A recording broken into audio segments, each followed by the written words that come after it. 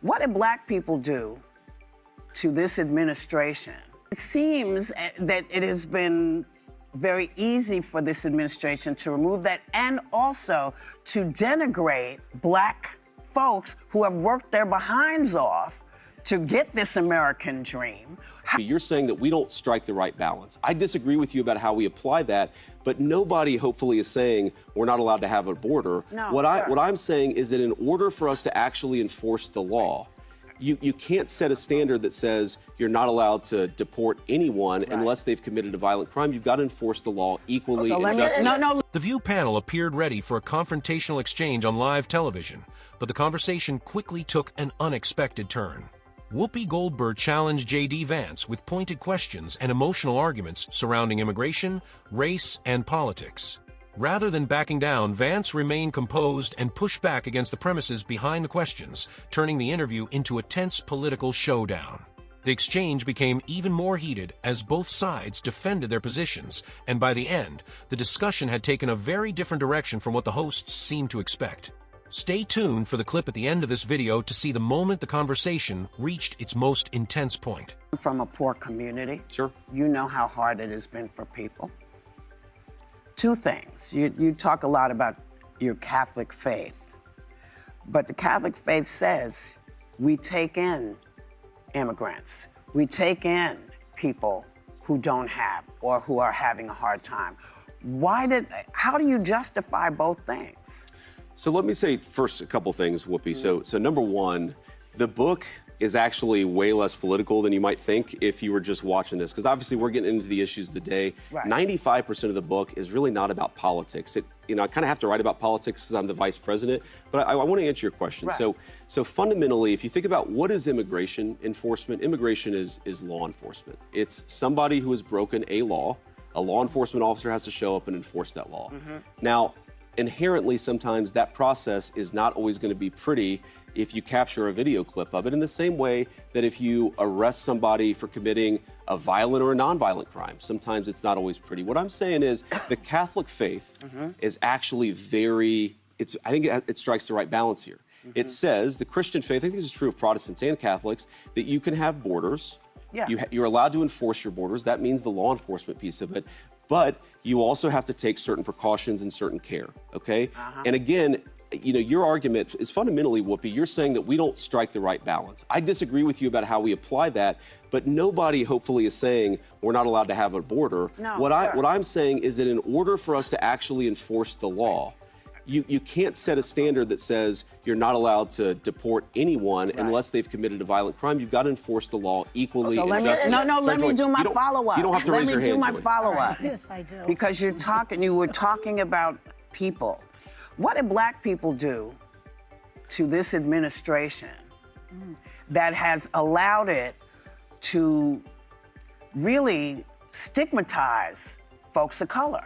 And you know how hard it is. You have folks of color in your family. Sure. So when you see, things, the Emmett Till stuff coming down, or them doing all kinds of removal of information of black heroes, how does that sit with you? Well, what exactly are you talking about, Whoopi? Because you just I know Emmett Till was I can tell you all kid. the stuff. Yeah. No, I want to know what she's. You don't know what I'm talking about. Your about. actual point. So in a lot of the museums, there's so many. Where they're taking down the actual history that happened in this country. Slavery happened.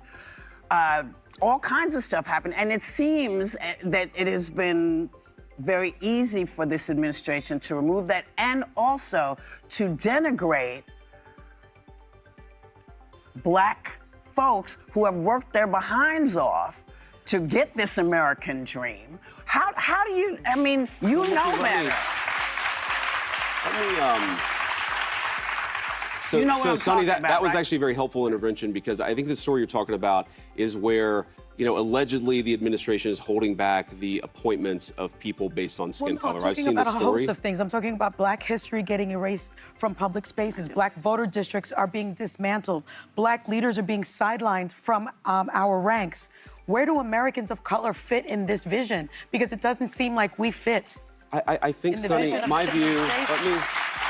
And if I may, since October of last year, there's been something like 6,668 refugees allowed into the country.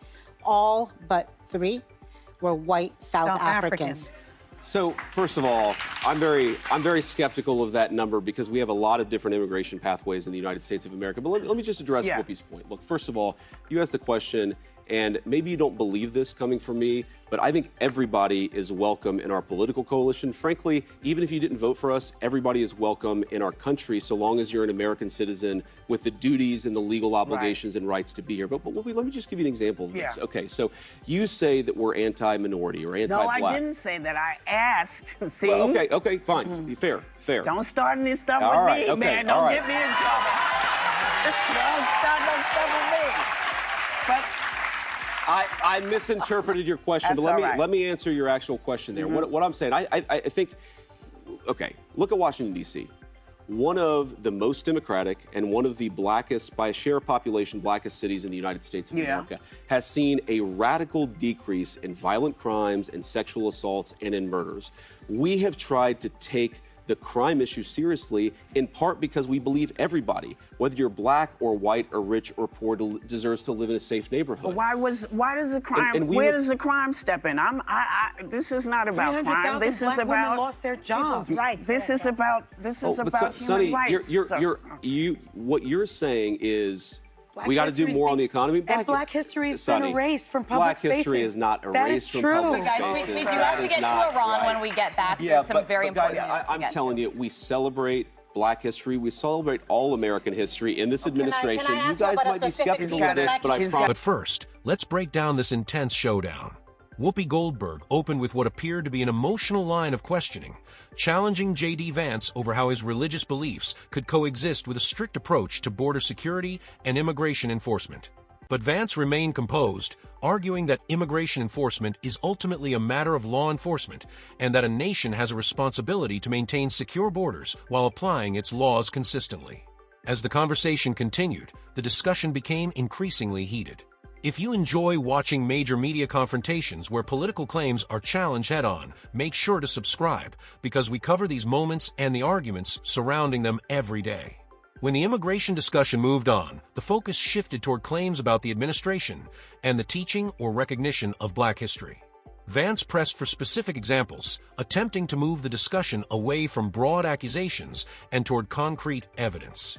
Sonny Hostin then entered the debate with additional claims about refugee numbers and immigration policy, prompting Vance to question the figures and reasoning being presented.